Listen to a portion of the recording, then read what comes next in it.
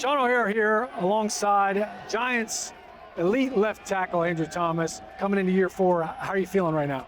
I'm feeling good. No surgery this offseason. Ready to get back to work, ready to get with the guys. I miss football. You know, we get to put our hands on some people now, so I'm looking forward to it. What does the huddle look like this year, and how does it look different? I think it's just different because we're not going into a new system. Kafka and Dable do a good job with updating the playbook and, you know, different motions, different shifts, things to keep the defense off balance, but it's the same basic stuff, and I think that's giving us more confidence going into year 2. You have elevated your game every single year, gotten better. This past year, one of the best tackles in the league. What are you working on now to try to continue to improve your game? I would say consistency. I think the best guys, they do it for a long period of time. You know, not having those 1 or 2 plays a game, and that's what I'm trying to eliminate in my game, especially with my set and with my hands in pass pro. Would you mind showing us some of the stuff that we're working on? Talking's great. What do we work on as offensive linemen? What are the drills we're doing, and what are things you're working on day to day? Okay, yeah. So we could just do what everybody loves, the passing game. That's what everybody loves anyway. Okay. All right, you're going to be the left tackle, I'll be the defensive end. I'm on the backside of the protection is sliding that way, right? Okay. And this is the guy that you're going against every week that's a monster. He has a 2-way goal, almost 3-way goal because he can bull. So my job is to eliminate that, to make him go where I want him to go. So the first thing I'm going to do, depending on his alignment, is determine how many kicks I'm going to take to get to him.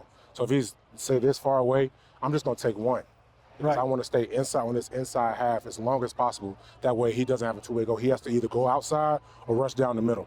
So my alignment, so right there, you want kick side. If I'm really really wide now. If you're really wide, the most I'm going to go is 2 kicks and I'm going to read. Because if you jump out, that's when you're making, you know, he still has more directions to go. So I'm still going to take 2. And then the thing that I'm working on this year is after 2 is to stay square. Sometimes I have a habit of turning, and when you do that, you make the corner short. So I've just been working, keeping my hips straight through the, you know, second or third kick. And then the thing I was talking about with my hands, a lot of guys go for the outside hands, a tackle. That's like, that's a nightmare. You don't want that to be, you know, them to get that. So what I've been working on is just circling the outside hand and making sure I keep my inside hand tight. That way, if they do go to power, I still have this hand right here where I can sit down and stop the bull rush. When you say keep your hips square, you don't want to open up.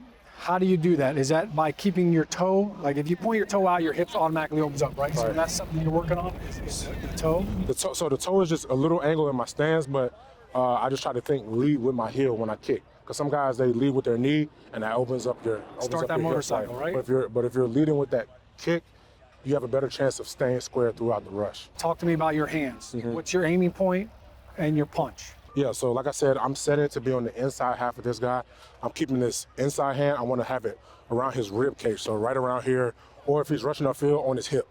And then this outside hand, if I can get it, I'm gonna take it, but if not, I'm gonna wrap it around right here and try to capture it. Exactly. Put it right here. So if I'm right here, I'll take it. Like you said, if he's powering me, this one low. But if, like, say if you're swiping this one, I'm gonna try to get this one outside.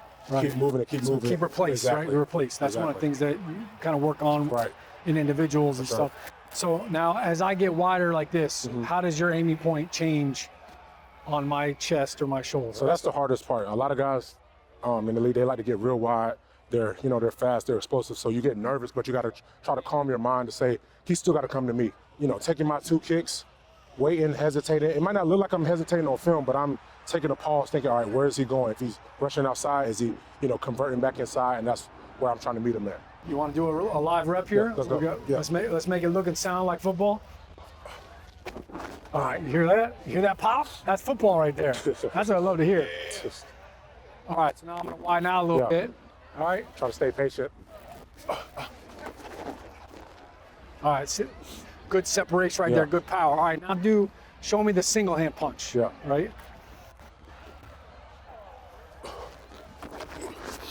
All right, that's nice. Thank you so much for taking the time and for the education. For all you offensive linemen, all right, I hope you're taking notes. Go back and watch this at any level. This is all applicable. Hands, hips, footwork. Drew, thanks so much for the time. Appreciate it.